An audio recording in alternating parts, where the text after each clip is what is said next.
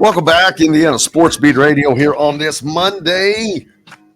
Hope you had a great weekend. It was one that, for our guest Don Fischer, I would describe as a Clint Eastwood movie: the good, the bad, and the ugly.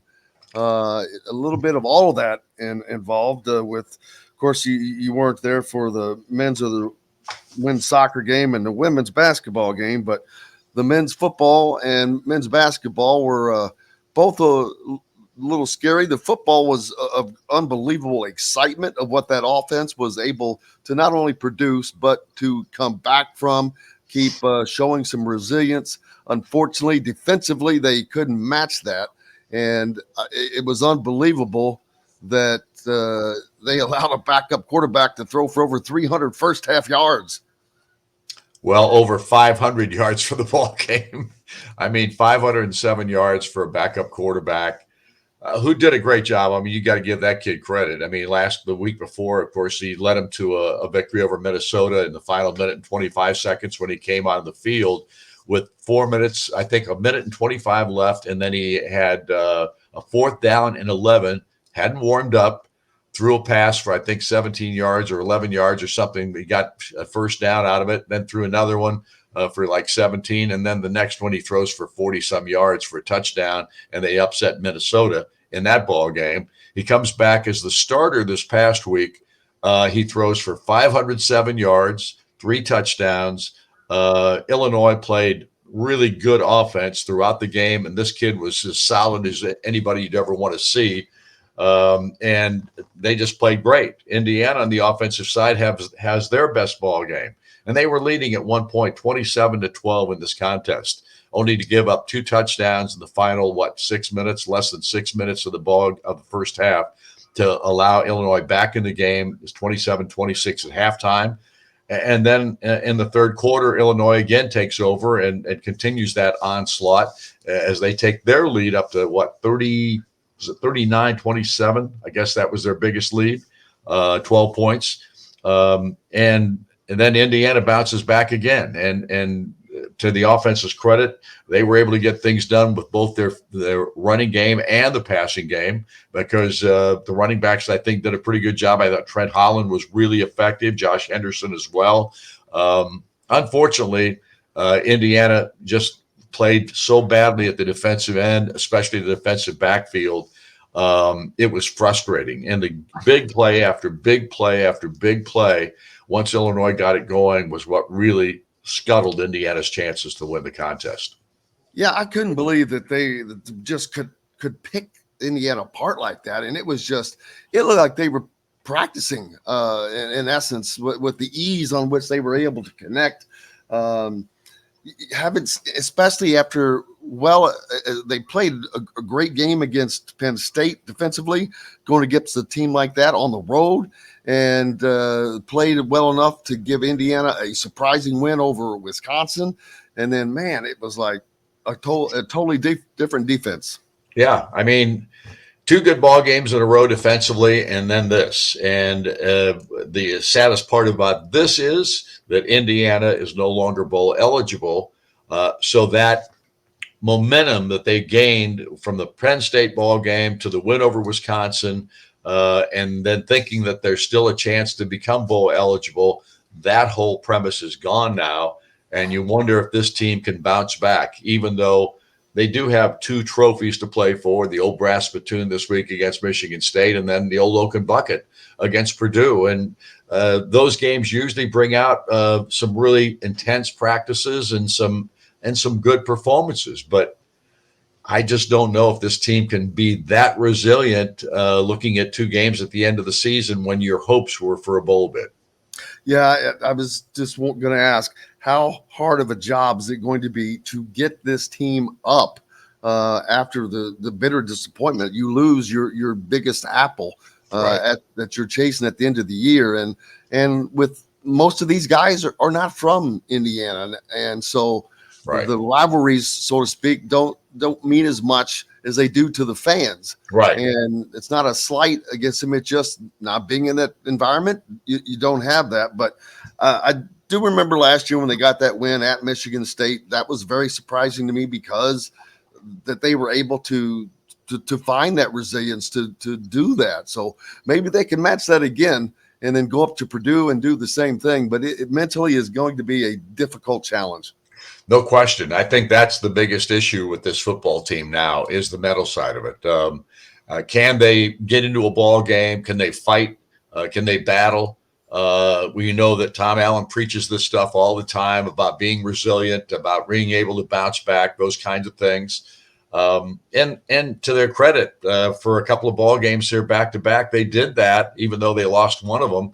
But they did win one, and they thought they were on a roll here. And I know that they felt that they could beat Illinois.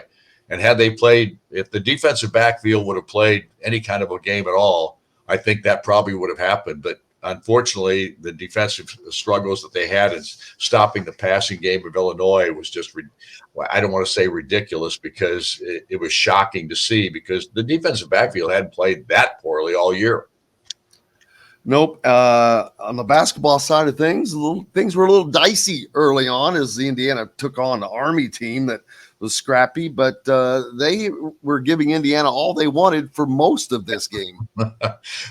It's not just the Army. Florida Gulf Coast did the same thing in the opener last Tuesday. I mean, Florida Gulf Coast played Indiana really tough. And right now, Indiana's got to find a way to guard the three-point line. I know Mike's not totally displeased with his defense at this juncture, but they did give up, because they only gave up 64 and 63 points in those two wins thus far. Losses, 2 wins thus far. But here's the thing: they're giving up way too many 3-point shots. They're not getting out on guys to even stop them. I mean, Army threw up 38 threes last night. That's just incredible. And even though they didn't hit a tremendous percentage or anything like that, the 3-point ball obviously has changed the game dramatically. And you've got to have people that can knock down the three. Indiana barely took any in that ball game last night. I look over here, 4 for 11. That's not bad, but unfortunately, right now, Indiana has got to find a way to get people up into 3-point shooters and not allow them to have that many shots. Because if you give them 38, they're going to make enough of them that's going to make it hard on you. Absolutely. And I've noticed a pattern with Khalil Ware. He's a second half guy, but that's great, except for what's going on in the first half. Malik Renew scores 10 of his 14 points in the second half. 16 of Khalil's 20 come in the second half, which is great to see. But where is this in the first half? Well, here's what I would tell you. I mean, look at where the emphasis is in the first half. It's not getting the ball inside. I don't know right now. If you tell me if you can understand what the offense is trying to do, then you are one up on me, because I can't see it.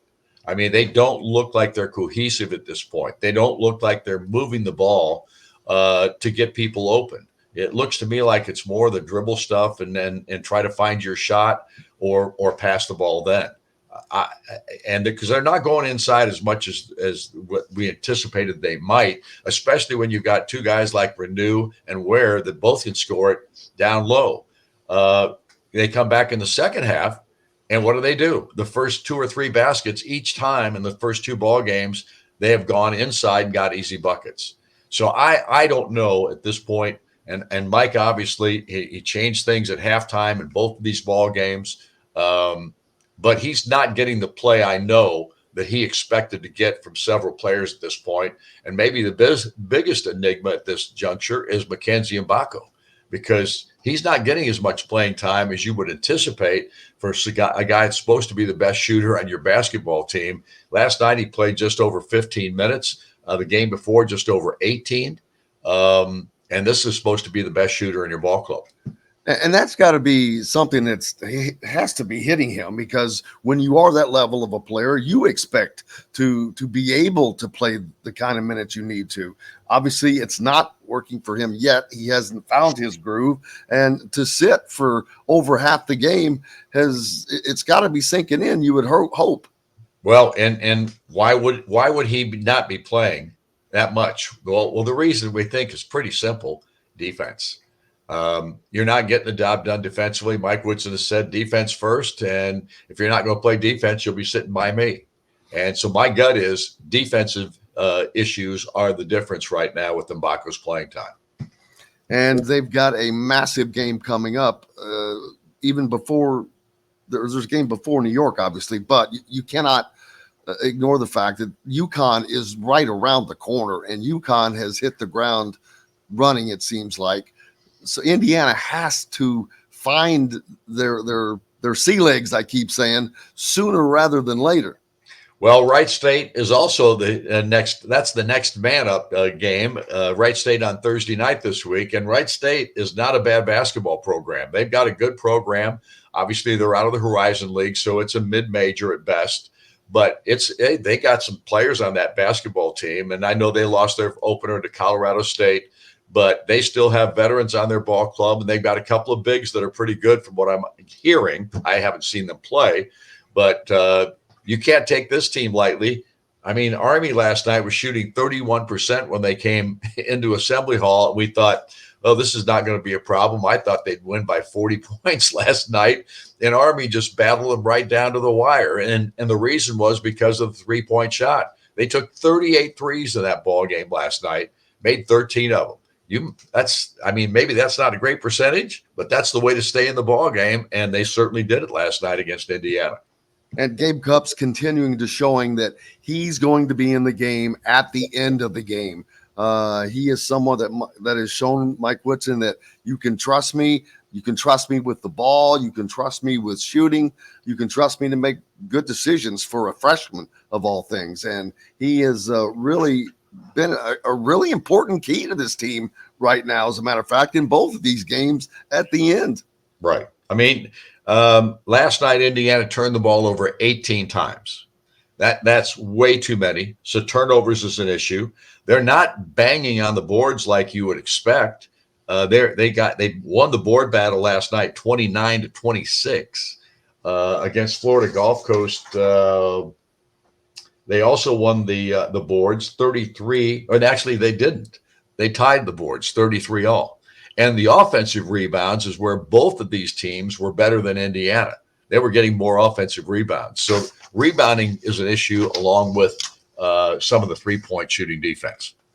Certainly some things to worry about as the schedule will get tougher sooner rather than later. Like I said, Wright State coming up, that will be a challenge for Indiana, but then they head to New York to take on UConn, and then either Louisville or Texas after that.